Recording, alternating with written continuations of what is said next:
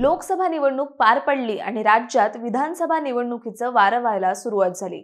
आगामी विधानसभा निवडणुकीसाठी सगळ्याच राजकीय पक्षांमधून सर्व विधानसभा मतदारसंघात राजकीय लगबग सुरू आहे। तशीच ती पुणे शहरातील आणि संपूर्ण राज्याचं लक्ष वेधून घेतलेल्या कसबा पेठ विधानसभा मतदारसंघात देखील राजकीय हालचालींना वेग आलाय। 1995 ते 2023 पर्यंत सलग 28 वर्ष कसबा विधानसभा मतदारसंघात भाजपचं वर्चस्व राहिलंय।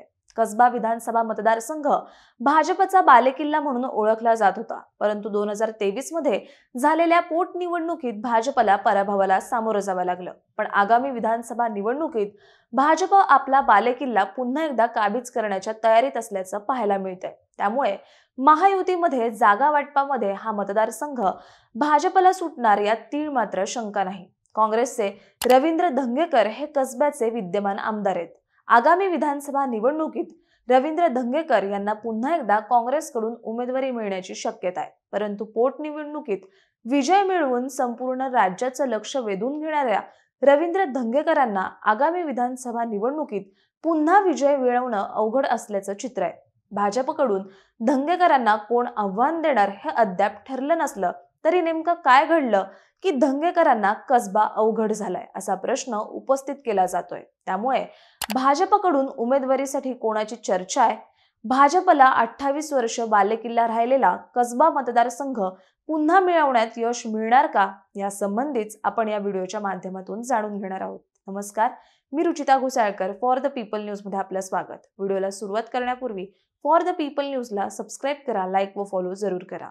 पुणे शहराच्या मध्यवर्ती असलेला परिसर कसबा पेठ विधानसभा मतदारसंघात येतो। तब्बल 28 वर्ष हा मतदारसंघ भाजपचा बालेकिल्ला राहिला। 1995 पासून 2023 पर्यंत कसब्यात भाजपची सत्ता राहिली, परंतु 2023 मध्ये झालेल्या पोटनिवडणुकीत याच बालेकिल्ल्यात भाजपला पराभवाची चव चाखावी लागली। 1995 ते 2014 पर्यंत भाजपचे ज्येष्ठ दिवंगत नेते गिरीश बापट यांनी या मतदारसंघावर वर्चस्व गाजवलं, तर 2019च्या लोकसभा निवडणुकीत गिरीश बापट यांना पक्षाकडून खासदारकीसाठी तिकीट दिलं गेलं व ते खासदार झाल्यानंतर विधानसभा निवडणुकीसाठी मुक्ता टिळक यांना उमेदवारी दिली। त्या निवडणुकीत काँग्रेसच्या अरविंद शिंदे आणि भाजपच्या मुक्ता टिळक यांच्यात लढत झाली। या लढतीमध्ये भाजपच्या मुक्ता टिळक 28,196 मतांनी विजयी झाल्या, तर त्यांना 75,492, तर काँग्रेसच्या अरविंद शिंदे यांना 47,296 मतं मिळाली। मुक्ता टिळक यांच्या निधनानंतर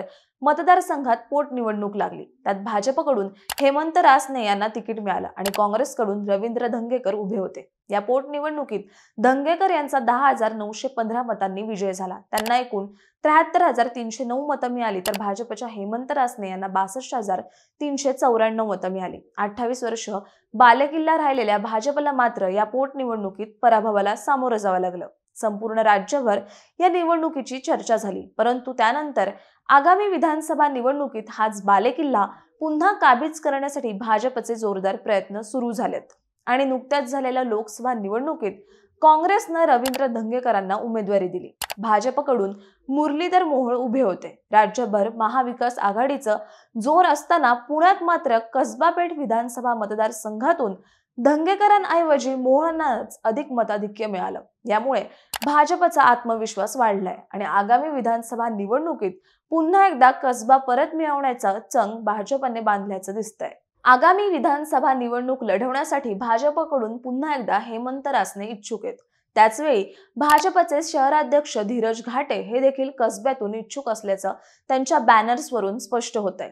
रासने व घाटे यांच्यात पोस्टर वॉर रंगल्याचं दिसून येतंय। आता भाजपकडून कोणाला उमेदवारी मिळणार हे लवकरच स्पष्ट होईल, परंतु धंगेकरांना लोकसभा निवडणुकीत त्यांच्या स्वतःच्याच मतदारसंघात अपेक्षित मतं न मिळाल्याने आगामी विधानसभा निवडणूक धंगेकरांना जड जाण्याची शक्यता वर्तवली जाते।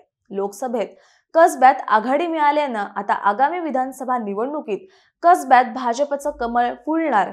नाराज झालेला मतदार पुन्हा भाजपला मत देणार की काँग्रेसचा पंजा पुन्हा एकदा विजय खेचून आणणार हे निवडणुकीच्या निकालातून स्पष्ट होईलच। तुम्हाला याविषयी काय वाटतं हे कमेंट करून सांगा। व्हिडिओ आवडल्यास लाईक करा आणि फॉर द पीपल न्यूजला YouTube, फेसबुकवर सबस्क्राइब, लाईक व फॉलो करायला विसरू नका। धन्यवाद।